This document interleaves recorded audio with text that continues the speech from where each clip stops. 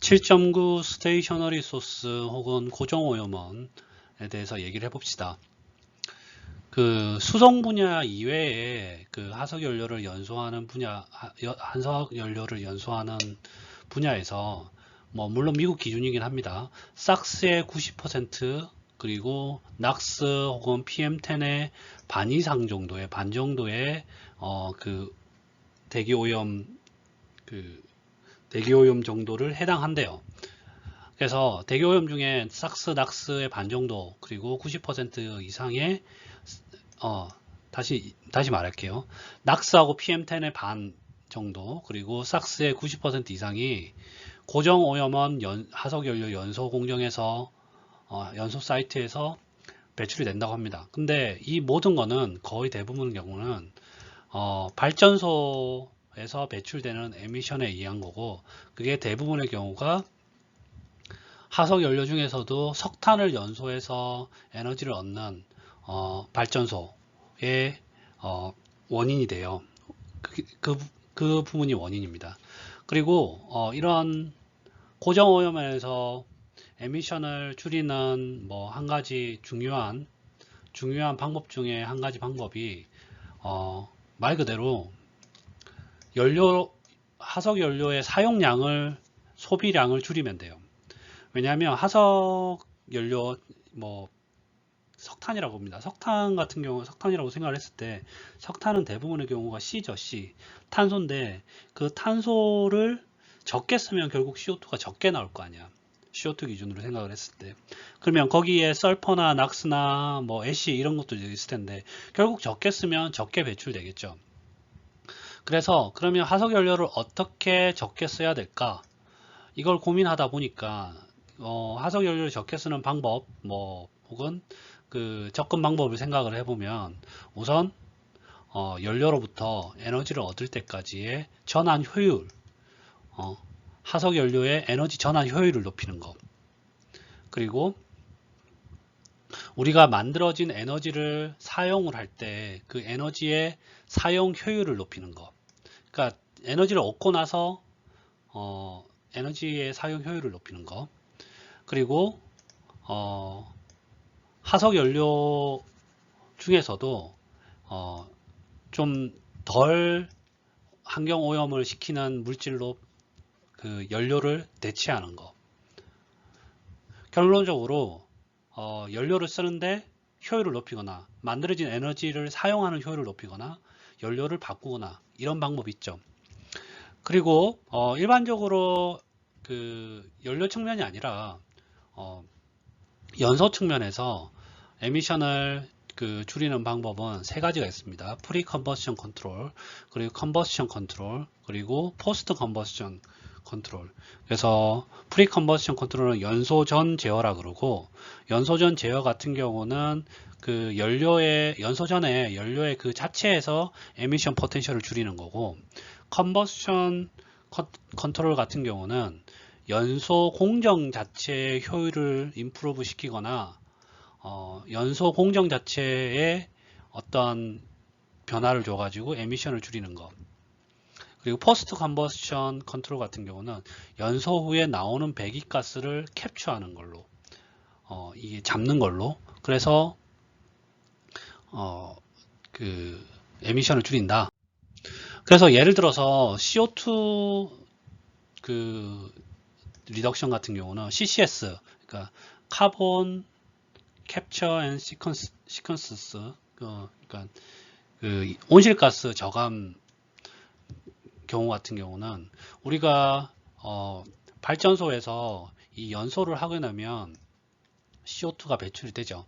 그러면 포스트 컨버션 컨트롤 같은 경우는 말 그대로 석탄이든 바이오매스든 뭐 천연가스든 이런 애들이 공기랑 만나 가지고 연소를 합니다. 그럼 연소를 하면 CO2가 나오겠죠.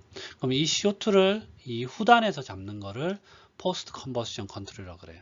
그러면 프리 컨버션 컨트롤 같은 경우는 뭐냐면 프리 컨버션 컨트롤 같은 경우는 연료를 이렇게 리포밍을 하거나 가스피케이션에서 연소해야 될 연료를 바꾸는 거.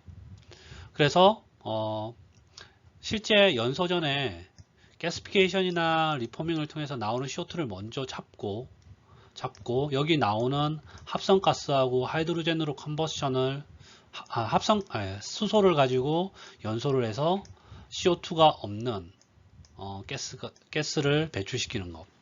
그리고 컨버션 컨트롤 같은 경우는 컨버션 자체에서 컨버션 자체 공정을 좀 임프루브 시켜가지고 향상을 시켜서 CO2를 잡는 건데, 예를 들어서 우리가 그 연소를 할 때 에어를 연소 옥시전 소스로 쓰는데 에어를 N2하고 옥시전하고 나눠요. 그러면 예를 들어 석탄을 생각을 해보자. 석탄은 C밖에 없지. 그리고 옥시전 옥시던트 소스로 순수 산소만 들어가면 뭐만 나오겠어? 실제 100% CO2가 나오겠죠. 근데 다른 경우는 위에 포스트 컨버션 컨트롤에서는 여기 연소를 하게 되면 여기에서 CO2하고 N2하고 같이 나오죠. 근데 이 CO2의 그 분율이 한 10에서 13% 왔다 갔다 해요. 그러니까 이걸 그 자원화를 못 시키는 거예요. 근데 컨버션 컨트롤처럼 순수 산소만 써가지고 연소를 하게 되면 순수 CO2만 나오겠지. N2가 없을 거 아니에요. N2가 없겠죠. 그러면 이 거의 100%에 가까운 CO2를 어디 다른 데 쓸 수가 있겠죠. 왜냐하면 순도가 높은 CO2니까 이거를 뭐 정제를 해가지고 강압성에 식물 강압성에 쓸 수 있는 뭐 온실이나 이런 데 공급을 해줄 수도 있고, 혹은 라임스톤을 만드는데, 그러니까 CaCO3 같은 거를 만드는데 CO2를 쓰기도 하고, 이런 식으로 자원화를 할 수가 있어. 자, 석탄 화력 발전소를 봅시다. 스테이셔너리 소스의 가장 대표적인 거고, 실제 현재에도 전력을 생산하는데 가장 경제적인 방법이라고 알려져 있어요. 뭐 미국 기준이긴 하지만 석탄이 미국에서 생산되는 전기의 반 정도를 생산한다고 합니다. 실제 우리나라에서도 현재도 석탄 화력 발전소가 3분의 1 정도 차지를 하고 원자력 발전소가 3분의 1 정도 차지를 해요. 그러니까 저는 물론 환경론자는 아니긴 그 환경을 보호하자는 사람이긴 한데 환경론자는 아니에요. 그래서 그 뭐 탈원전하고 뭐 석탄 발전소를 조금씩 줄여가야 되는 거에 대해서는 동의를 하는데, 갑자기 당장 석탄 화력 발전소를 가동을 멈추자 이러면 우리가 전기세를 3배, 4배 이상이 내야 돼요. 그래도 전기를 못 구해서 못 씁니다. 지금 우리나라 전력을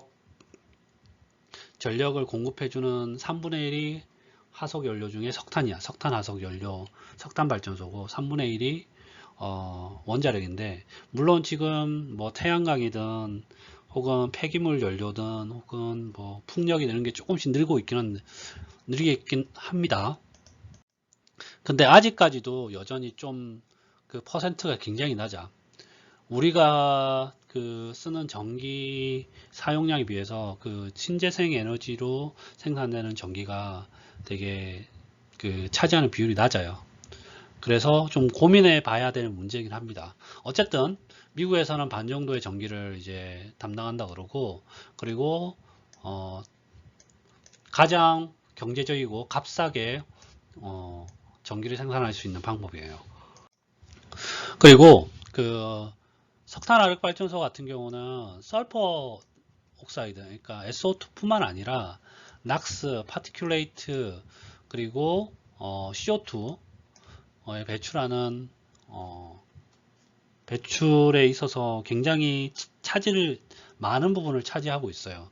물론 이제 뭐 내추럴 가스, 천연가스 발전소보다 CO2를 킬로와트 아워당 거의 2배 정도 배출한다고 해요. CO2 기준으로 생각을 했을 때 천연가스 발전소 같은 경우는 천연가스라는 게 메탄이잖아.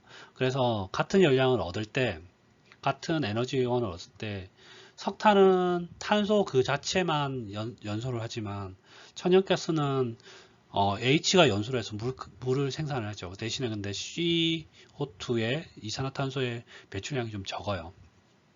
그래서 우리가 천연가스 발전소가 클린 에너지원이라 그러는데 천연가스가 석탄보다 훨씬 더 비쌉니다. 문제는 그거예요. 항상 환경과 경제성이 이렇게 대립을 하기 때문에, 부딪히기 때문에 우리가 알고 있으면서도 뭐 그 기술이 있으면서도, 알고 있으면서도 참 실천하기가 어려워요. 자, 피겨 7.30은 7-30은 석탄 화력 발전소의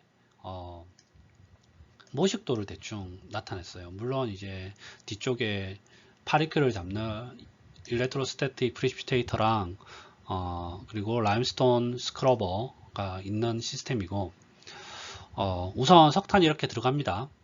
그리고 석탄을 잘게 쪼개는 펄버라이저를 거쳐요.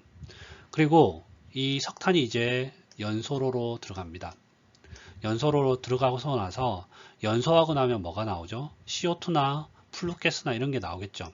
플루가스로 이런 식으로 플루가스로 나오고, 플루가스 중에 일렉트로스태틱 프리시피테이터, 그러니까 EP 공정에 의해서 파리클 레이트를 잡고, 그리고 스크러버로 들어가가지고, 여기 스크러버로 들어가가지고 SO2를 잡습니다.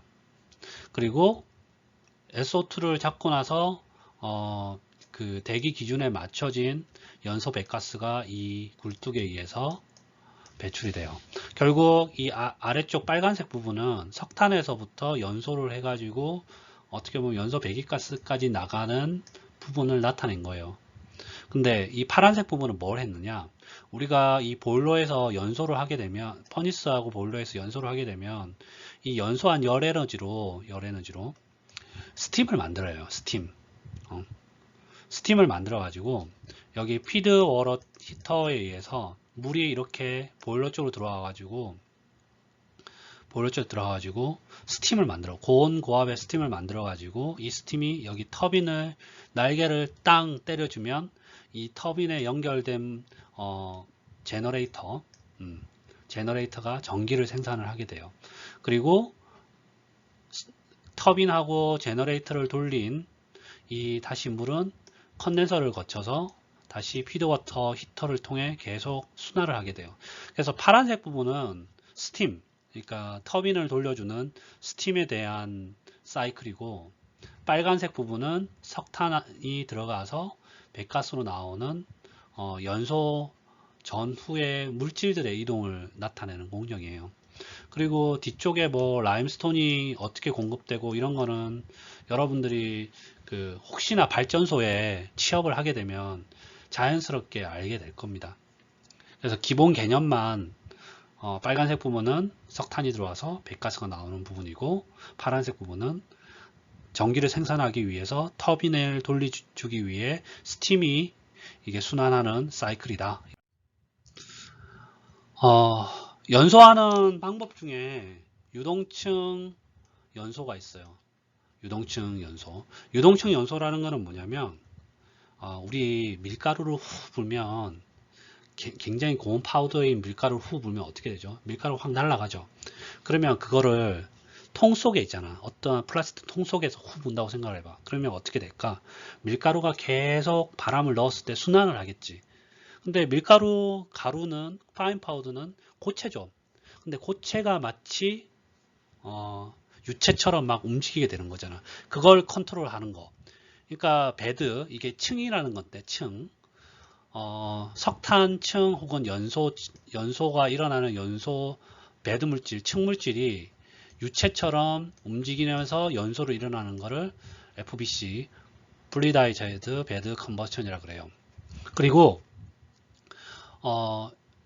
실제로 이 FBC 공정 같은 경우는 클린콜, 청정석탄 기술 중에 대표적인 하나고, 우리 학교에, 우리과에 있잖아. 지금 내 선생님이기도 하고 지금 공대 학장님을 하시는 최정우 교수님이 이 연구 분야에 우리나라에서 제일 권위자예요. 제일 잘하시는 분이에요. 혹시 유동층에 대해서 공부를 하고 싶다 그러면 최정우 교수님을 한번 찾아가서 대학원을 진학하는 것도 강추합니다. 실제로 이 FBC 연소에 의해서 그 삼척, 그리고 뭐 동해, 그리고 그리고 한국에너지기술연구원 이런데 이 FBC 프리자이드 베드 컨버션을 이용한 보일러들이 실제로 설치되어 있습니다. 그리고 이 FBC 보일러에서 뜨겁고 유동하는 입자들이 그 보일러 튜브 전열관에 직접적으로 컨택을 하게 되고 열 전달을 직접적으로 해요. 그래서 우리가 다른 그 연소 보일러보다 열 전달 효율이 되게 좋습니다. 열 전달 효율이 되게 좋아. 그래서 히트 트랜스퍼 이피션티가 되게 좋다. 연소 효율도 좋고 열 전달 효율도 되게 좋아. 그러니까 효율이 좋아지면 결국 뭐냐? 동일한 양의 석탄을 쓰더라도 우리가 전기를 많이 생산할 수 있고, 전기를 많이 생산함에도 불구하고 삭스나 낙스의 배출이 줄어들 수 있겠죠. 그래서 환경적으로 에너지적으로 굉장히 그 도움이 되고, 그리고 FBC의 장점이 또 뭐냐면 연료, 석탄 연료가 약간 불균일 하더라도 석탄 연료의 베리에이션이 좀 있더라도 이거에 좀 덜 민감해. 대신에 석탄을 유동화 시킬 수 있을 정도로 좀 배드물질하고 석탄을 좀 파우더로 만들어야 된다는 거. Integrated Gasification and Gasification Combined Cycle IGCC 공정. IGCC 공정 같은 경우는 연소 효율도 좋고, 그리고 에미션 되는 배출가스가 배기가스가 배출되는 것도 줄일 수가 있는 좀 미래 기술입니다. 지금 실제로 그렇게까지 미래 기술은 아니고 저희 충청남도 태안에 가면 그 발전소에 이 IGCC 기술이 파일럿금으로 그 설치가 되어 있어요. 그러면 이 IGCC도 어떤 분이 일을 하셨냐 그러면 한국에너지기술연구원의 류호정 박사님이라고 여러분들의 선배인 저보다 한 9살 정도 많은 선배예요. 여러분의 건대에서 학사랑 박사를 다 딴 여러분의 선배가 이 IGCC에 대한 연구를 해가지고 설치를 했고, 실제 최정호 교수님도 여기에 일을 하셨어요, 같이. 그래서 어쨌든 이 IGCC 같은 경우는 그림에 보는 거와 같이 뭘 하느냐, 석탄을 먼저 가스피케이션을 해. 이게 순서대로 봅시다. 석탄하고 물하고 이렇게 슬러리로 이렇게 반응게 들어가면 얘가 석탄하고 물하고 반응을 해가지고 합성가스를 만들어요. CO하고 H2. 그래서 핫플루 가스가 이렇게 합성가스로 나와. 그리고 가스 클리닝 공정을 고쳐서 컴프레스드 에어를 이제 컨버스터, 그러니까 연소로에 공급을 해주고, 여기 나온 합성가스를 여기 컨버스터에 공급을 해가지고 나오는 가스로, 압축된 가스로 가스 터빈을 한번 돌려. 그러니까 가스 터빈이라는 거는 실제로 가스 흐름에 의해서 터빈을 돌리는 거야. 그래서 여기에서 이제 전기를 한번 발생을 합니다. 제너레이터는 발전기니까 발생하고, 그러면 여기 가스피케이션하고 가스 터빈을 돌린 따뜻한 뜨거운 이 가스들이 있을 텐데, 이거를 다시 스팀 라인으로 돌려가지고 스팀 라인을 물을 데워가지고 스팀을 만들어서 스팀 터빈을 한 번 더 돌려요. 그리고 스팀 터빈에는 당연히 발전기가 연결되어 있습니다. 그러니까 터빈을 두 개 돌리지. 여기 가스 터빈 하나 돌리고 그리고 스팀 터빈을 하나 돌리고, 그래서 전기를 두 번 뽑아 먹는 거야. 두 번 뽑아 먹어. 그래서 전기를 생산하는 효율이 되게 좋아요. 자, 뭐 퍼스트 스테이지에서는 석탄하고 물하고의 슬러리가 우리 그 플루가스 혹은 신가스 이런 식으로 합성가스를 만듭니다. 그리고 여기 아까도 설명했지만 가스 터빈하고 스팀 터빈을 좀 컴바인을 하면서 로스도 있지만 이 전체적인 공정 효율이 거의 45%가 돼요. 근데 실제로 우리가 일반적인 석탄 화력 발전소에서 정말 좋은 발전소 효율이 지금 기준으로 40%가 넘기가 쉽지가 않거든. 음. 실제 여기 있네. Best Pulverized Coal Plant. 그러니까 우리나라에서는 40% 넘는 발전소가 제가 듣기로는 못 들어본 것 같아요. 뭐 제가 못 들어본 것도 있는데 책에서도 나왔지만 그냥 석탄 화력 발전소의 효율이 제일 좋은 거가 40%를 못 넘는데 IGCC 공정은 거뜬하게 40% 넘어 45%까지 된다고 합니다. 그리고 이 IGCC 공정 같은 경우는 탄소를 제거할 수가 있어요. CO2 감량에 CO2 감량에 도움이 돼. 그래서 IGCC 공정은 대부분의 관심도가 탄소 에미션을 좀 줄이는데 컨트롤 하는데 포커스가 좀 맞추고 있습니다. 포커스. 그리고 석탄 화력 발전소에서 탄소를 캡처하고 제거하고 뭐 줄이는데 좀 포커스에 맞춰져 있다. 이 정도만. 낙스 배출 제어. 우리가 석탄 화력 발전소에 대해서 얘기를 계속하고 있는데 석탄 화력 발전소는 가장 많이 발생하는 게 SO2라 그랬죠. 싹스라 그랬고 그 다음에 탄소 때문에 CO2가 많이 나오고 그 다음에 낙스가 나와요. 낙스. 서멀 낙스가 많이 나오거든. 그리고 파티큘레이트 매럴 이런 게 많이 나오는데 석탄 화력 발전소에서 또 뭐 미국에 여기 4분의 1 이상의 낙스가 미국에서 배출하는데 뭐 해당한다고 얘기를 하네요.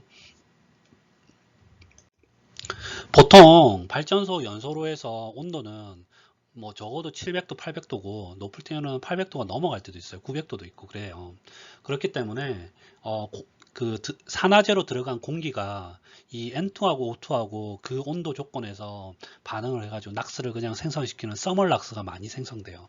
그래서 이 낙스 에미션을 줄이는 한 가지 테크닉으로 익세스 에어를 적게 사용을 해야 돼. 원래 석탄 화력 발전소에서 석탄을 완전 연소하기 위해서 우리가 과잉으로 산소를 넣습니다. 그래야 탄소를 다 연소를 시킬 수 있으니까. 그런데 이 과잉 산소가 너무 많으면 뭐가 문제다? 서멀락스가 문제예요. 그렇기 때문에 이 서멀락스를 줄이기 위해서 과잉 에어를 좀 적게 넣고 실제 에어 사용량을 미니멈으로 해야 돼요. 그리고 발생한 낙스를 어떻게 또 제거를 해야 되느냐? 발생한 낙스 같은 경우는 발생한 낙스가 아니고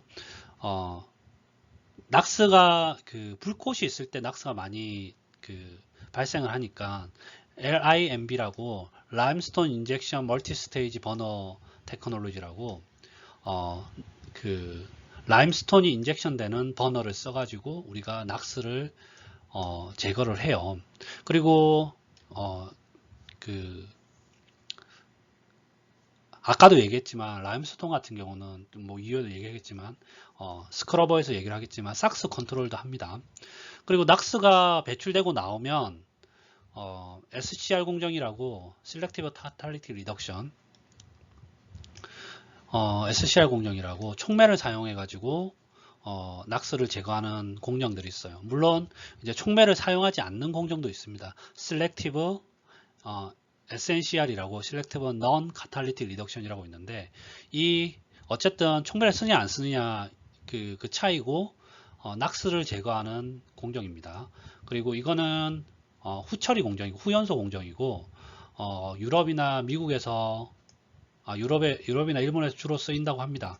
근데 우리나라도 요즘에는 많이 연구가 되고 있고 연소를 하는 연소 공정을 사용하는 데에서 이 SCR 공정을 되게 많이 사용을 해요.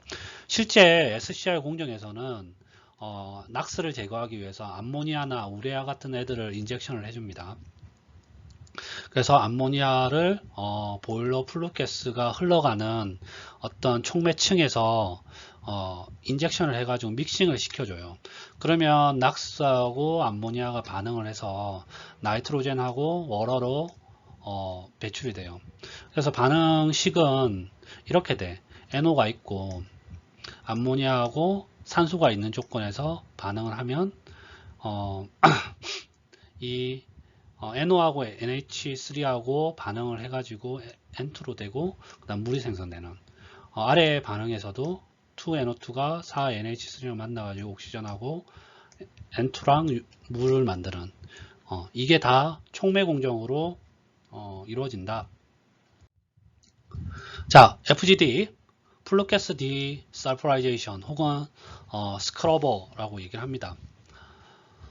삭스를 제거하는 공정이에요. 디설퍼라이제이션 프로세서 보면 삭스를 제거하는 공정이고 대부분의 스크러버 같은 경우는 웻 스크러버 시스템입니다. 미국에서. 우리나라도 마찬가지예요. 웻 스크러버로 쓰는 이유가 플루가스하고 그 웻으로 된 웻 상태의 그 유체하고 컨택을 좀 잘하면 반응이 잘 일어나기 때문에 그래. 그래서 스크러버로 쓰이는 그 물질들은 뭐 쓰이느냐? 굉장히 고온 라임스톤 얘를 물에 녹여가지고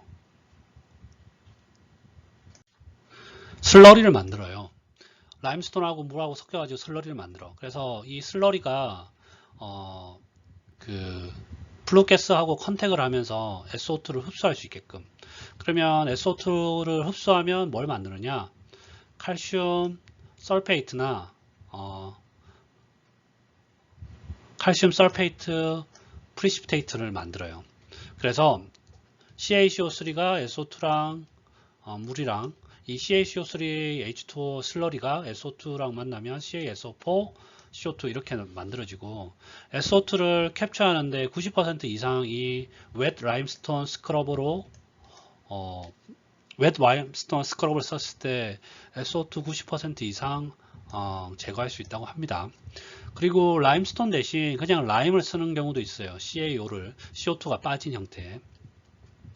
그래서 뭐 웻 스크러버가 웻 라임을 쓰기도 하는데 이 경우는 CaO가 SO2랑 만나가지고 CO2가 없는 CaSO4H2O를 만들기도 합니다. 그래서 이 라임 슬러리 같은 경우는 SO2 제거 효율이 뭐 95%까지 된다고 하는데 일반적으로 스크러버의 그 성능이라는 거는 레지던스 타임하고 그리고 라임의 농도 뭐 이런 거에 영향을 많이 받아요. 그래서 그 스크러버의 컨피그레이션에 영향을 받아요. 그리고 이렇게 알고 있으면 돼요. 그냥 스크러버에 대해서 플루가스 디서프라이제이션 혹은 스크러버, 삭스 스크러버에 의해서 삭스가 90% 이상 제거가 된다.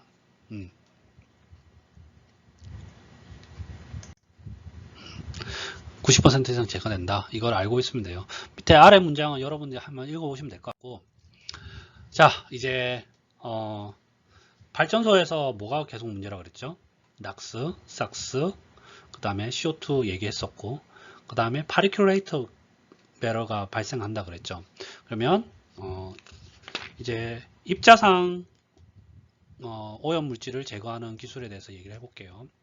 입자상 물질, 파리큘레이트 컨트롤. 그래서 뭐 파리큘레이트 컨트롤을 하기 위해서 일반적으로 큰 입자를 잡는 거와 파인 파우더를 잡는 기술로 나눠지는데 오늘 얘기할 부분은 큰 입자 잡는 거하고 파인 파우더 중에서도 실제 공정에서 쓰이는 대표적인 기술들을 좀 얘기를 하려고 그래요.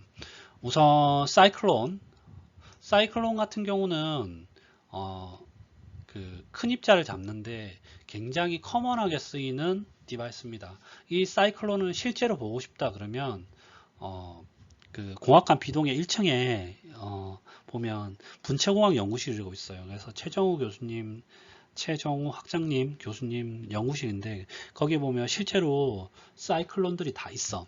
그걸 한번 봐도 좋고 그래서 이게 이 위에서 사이클론을 위에서 본 그림 이거는 옆에서 본 그림인데 우선 위에서 있잖아. 위에서 그 입자가 이렇게 들어옵니다. 그리고 이렇게 둥근 보텍스가 이렇게 있는데, 실제로 옆에서 보면 입자가 이렇게 가스 있는 듯이 이렇게 들어와. 그러면 얘네들이 뱅글뱅글 돌면서 툭 부딪히고 툭 부딪히고 툭 부딪히고 툭 부딪히고 툭 부딪히고 툭 부딪히고 하면서 이렇게 입자의 흐름이 이렇게 뱅글뱅글 돌면서 아래쪽 콘 쪽으로 모이게 되고, 근데 이 아래쪽은 고체가 빠져나가고, 위쪽은 이 보텍스 파인더라고 그러는데, 이너 보텍스 파인더에 의해서 공기는 이렇게 뱅글뱅글 돌다가 이렇게 빠져나가요. 왜? 여기가 훨씬 더 구멍이 넓고 저항이 적을 거 아니야. 그치? 여기는 구멍이 좁으니까 어디로 가스가 더 잘 흘려 그러겠어. 대신에 입자들은 이렇게 뺑글뺑글 돌면서 입자의 유속이 줄어들면서 중력에 의해서 이렇게 가라앉겠지. 음. 가장 범용적으로 쓰이는 파리클 게더링하는 파리클 세퍼레이션하는 디바이스고, 그리고 여기는 이제 뭐 센트리퓨절 혹은 사이클론 컬렉터 뭐 이렇게 부른다고 합니다. 그리고 5마이크로 이상의 입자 같은 경우는 굉장히 효율이 높아요. 90% 이상의 그 분리 효율을 가지고 있습니다. 근데 입자가 너무 작으면, 여기 아까도 얘기했듯이 입자가 너무 작으면 이 유체가 이렇게 들어와 가지고 이렇게 뱅글뱅글 돌다가 이렇게 빠져나간다 그랬죠. 입자가 너무 작으면 중력에 의해서 이렇게 떨어지기보다는 이 녹색 화살표처럼 뱅글뱅글 돌다가 공기하고 그냥 빨려 나가 버려요. 그래서 사이클론은 보통 우선 마이크로미터가 좀 큰 5마이크로미터 이상의 큰 입자를 잡는데 굉장히 효율적이다 라는 것을 알고 있으면, 그리고 일렉트로스태틱 프리시피테이터 EP 공정이라고 합니다. EP 공정은 이제 굉장히 작은 입자를 게더링하고 컬렉션 하는 데 써요. 그리고 파워플랜트에서 보통 발전소에서 작은 미세 입자들을 잡기 위해서 두 가지 프로세스 중에 하나를 선택해 쓰는데, 하나가 EP예요. 그리고 하나가 다음에서 배울 백필터고, 그리고 일렉트로스태틱 프리시피테이터 같은 경우는 말 그대로 강력한 전기장을 걸어요. 그래서 코로나 디스차지를 야기하고 그 주변에 흐르는 가스를 아이오나이즈를 시켜가지고 전극에 전극에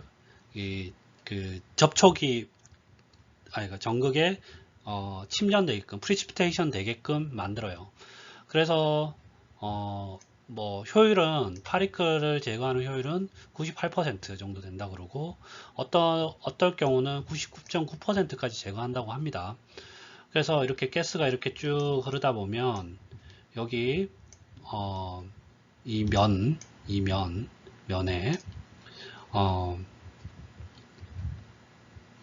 중간중간에 이렇게 일렉트로드가 이렇게 박혀 있는데, 여기에 이제 네가티브 차지를 걸면 반대로 여기는 이제 네가티브 차지 디스차지 일렉트로에다가 전기를 걸어주면 여기 가스가 흘러가면서 아이오나이제이션이 돼요. 그래서 이 게더링 컬렉터 플레이트에 이 입자들이 막 붙어요. 그래서 제거를 합니다. 그래서 컬렉션 이피션시 같은 경우는 더치 앤더슨 이퀘이션으로 이렇게 표현이 돼요. 효율이라는 거는 1- 익스포넨셜의 이펙티브 드리프트 벨로시티, 그리고 이 에어리어, 컬렉션 플렉트의 에어리어, 그리고 Q는 볼리메트릭 플로 레이트로 표현이 돼요. 그리고 실제로 EP 시스템에 실제 그 피겨가 이렇게 이 정도 됩니다. 이렇게 안에 여기 봉이 보이죠? 봉이 있고 중간중간에 이제 이 플레이트가 있고 이런 식으로 생겼어요. 예제 7.9 같은 경우는 여러분들이 한번 풀어보시기 바랍니다. 이거 되게 쉽게 풀 수 있을 거예요. 그래서 실제로 그 EP의 효율을 1% 올리는데 면적이 거의 2배 가까이 면적이 넓어져야 된다. 이거에 대한 얘기예요.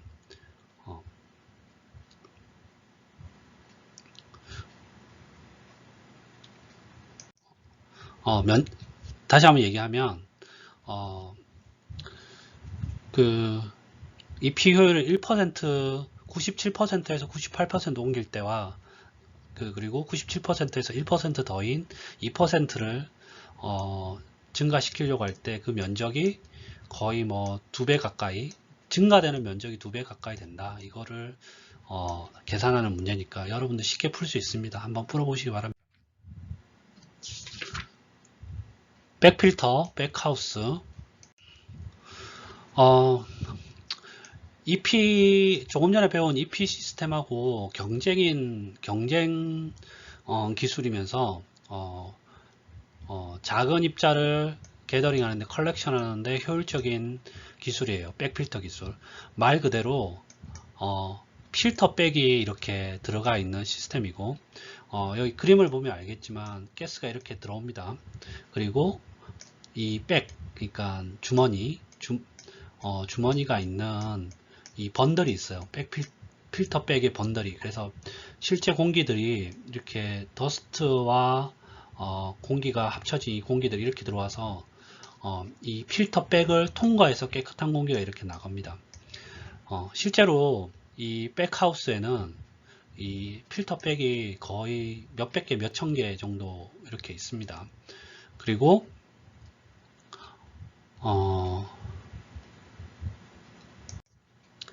이 필터레이션이 될 때 일부분은 파브릭 필터, 그러니까 이 파브릭 그 자체 되기도 하고, 그리고 이 필터 위에 먼지들이 입자들이 쌓이겠죠. 이 쌓여진 입자에 의해서도 또 쌓여진 입자 위에 또 다른 먼지가 이렇게 또 걸러지는 효과가 나타나요.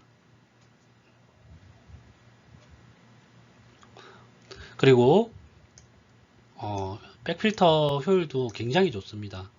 1마이크로만큼 작은 입자에 대해서 거의 100% 효율을 나타낸다고 합니다.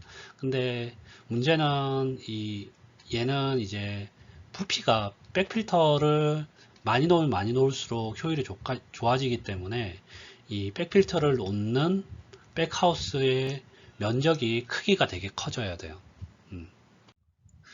Combined Heat Power System.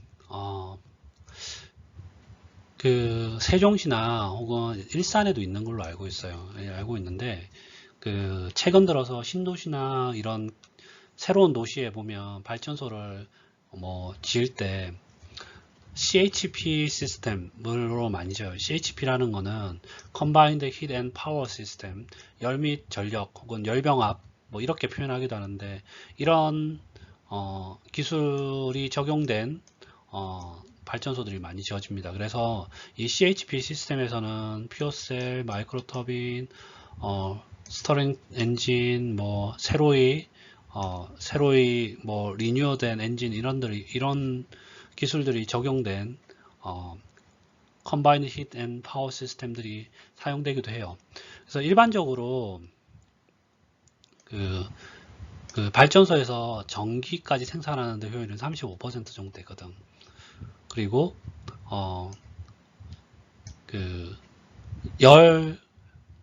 전기까지 만들지 않고 그냥 연소만 해서 열 에너지를 얻는데 한 50% 정도 돼요. 그러면 이 그림을 보면 7.37 같은 경우는 우리가 연료 그 석탄이라고 생각합시다. 혹은 다른 하석 연료라고 했을 때 100유닛을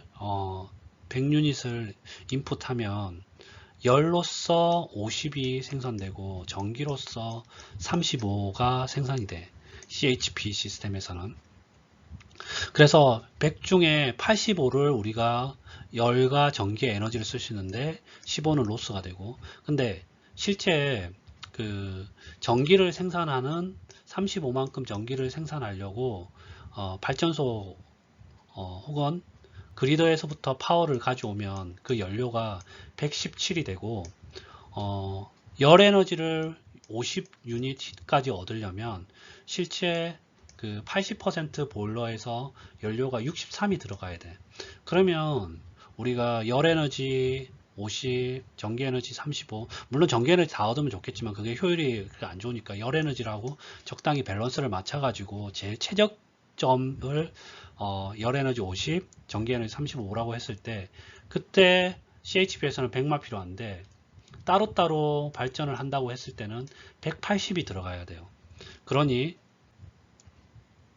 연료 사용 측면에서 훨씬 더 효율이 좋고 연료 사용이 적으니까 우리가 좀 더 배기가스나 오염물질을 적게 배출할 수 있죠.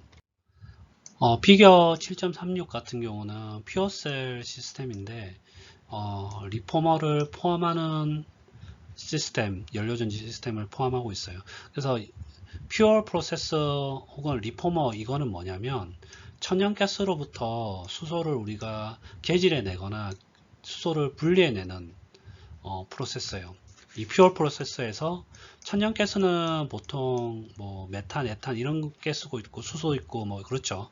그래서 여기서 이제 퓨어 프로세서 우리 연구실에서 주로 하는 공정인데 퓨어 프로세서에서 개질기에 의해서 수소를 생산을 합니다. 그러면 수소를 생산해서 퓨어셀 스택에서 산소, 여기는 공기를 넣는데 수소하고 산소하고 공기를 넣어서 반응을 시키면 이제 열이 발생하고 그리고 전기가 발생을 하겠죠.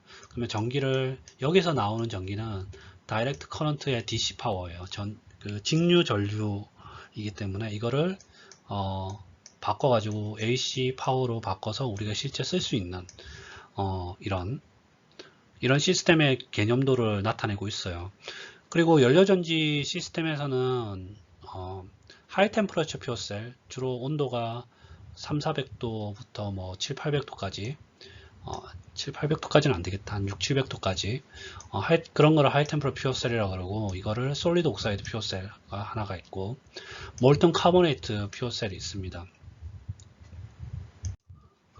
그리고 이 퓨어셀 같은 경우는 고온에서 운전되기 때문에 이 수소를 뽑아내는 개질 반응이 따로의 뭐 퓨어 프로세스 분리된 퓨어 프로세스가 아니라 이 내부에서 퓨어셀 시스템 내부에서 다 일어날 수가 있어요.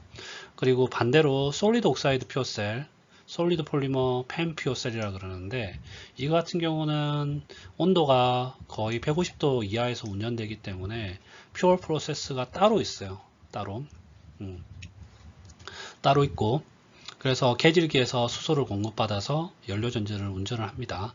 그리고 그때 전기 효율은 35%에서 40% 그리고 솔리드 옥사이드나 MCFC 같은 경우는 경우에 따라서 50% 이상의 전기 효율, 전기 생산 효율이 나타나기도 합니다.